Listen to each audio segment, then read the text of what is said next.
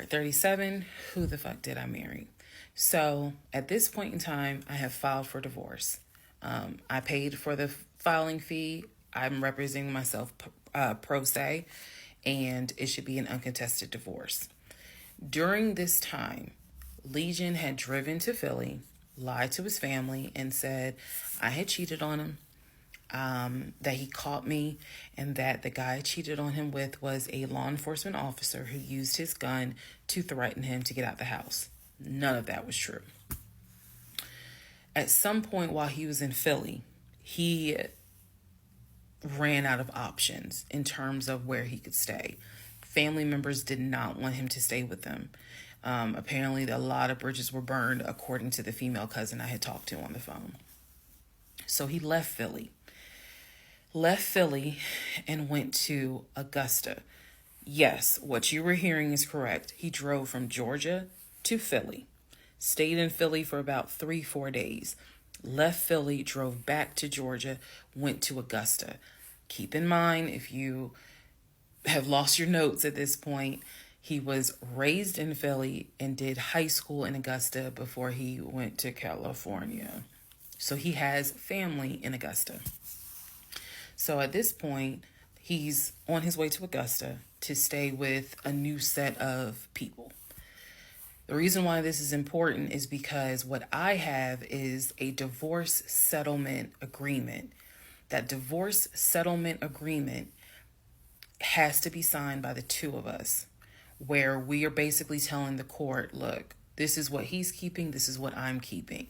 I need his signature. Let me repeat that. I need his signature because I wanted a very quick and painless divorce, as much as it could be. So by this time, this is now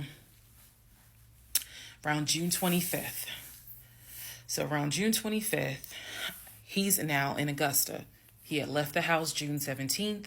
So between June 17th and June 24th is the trip to Philly, then leaving Philly, coming to Augusta. My aunt and my little cousin get in the car with me, and I drive to Augusta with a rag on my head, some sweatpants, and a tank top because it's July, so it's hot. But we ride to Augusta. I had spoken to him. I had said, I just need you to sign this piece of paper. And he was like, I'll get to it when I get to it. No. We're going to get to it as quickly as possible. So if that means I got to drive to Augusta tomorrow morning at 7 o'clock, I'm going to do that because I need that signature. I ain't telling this. This was my attitude. Sure enough, went ahead, drove down there. I met him at the UPS store in Augusta. It's in the same Kroger shopping center. They had a notary there because I needed the papers to be notarized. So he pulls up.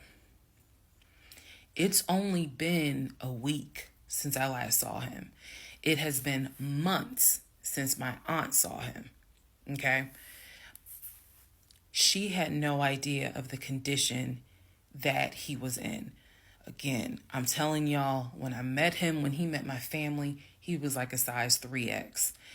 In just a short span of time for a week, he easily could have been in an extra large, maybe even a large, but was wearing 3X clothes. So he has told me this whole time, he didn't know I had spoken to his family. Okay, probably need to put that in there. He did not know I had spoken to his cousin. So he was telling me that he had a place to stay. He was staying with some family members, and everything was cool. He told me he was going back to Augusta because he had a job. That's what he told me. The family member, the cousin, told me, oh no, it's not that he had a job. We kicked his ass out because he's still lying. And we don't want anything to do with him. So when I saw him get out the car, I immediately knew, you probably have not washed in 3 days. I'm not overreacting. His nails had not been cut, so his nails were a bit long. He smelled like the Chattahoochee dump on a hot summer Georgia day. He stunk so bad. And for a moment, I did not recognize the man that I was legally married to. I did not recognize him. He almost looked, what's the word? Emaciated. If I may be saying, I may be mispronouncing it, but the way someone looks when they've lost so much weight and it's almost like your skin and bones. He looked, obviously he looked homeless. He smelled homeless. And my heart just kind of broke. It kind of did. I'll be honest, it kind of broke. It did not break enough for me to not get that signature though. So when he walked into the UPS store, you clearly could see that some of the people were like, let me get away from him. Me, I just was like, okay, so I just need you to sign right here, and I just need you to sign right there. Okay, and then a woman named Lauren came over and notarized the papers, and then we were done because he signed the divorce agreement. He didn't even read it. Reason why I'm pointing that out is because he didn't read the part where what's left in the house now belongs to me. Where he took technically what he was going to take. Everything else in that home belongs to me.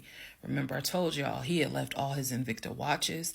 He had left all his WWE championship belts, his Jordans, a lot of his clothes, his Cole Haans. He had left all that stuff. He never even read the divorce agreement.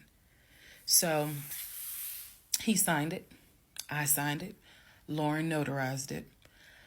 We leave the store and I said, have you eaten? And he was like, yeah, I ate. It's just, my knee. So again, he's talking about the knee, but if you saw him, you would know there's way more to it than the knee. So I said to him, look, since you met me here, let me give you some money so you can get you some chicken nuggets. Yeah, that's what I said. You can get you some chicken nuggets. So I believe I gave him like $5 or $6. Go get you some chicken. I think I Zelled it to him, actually. Just go get you some food.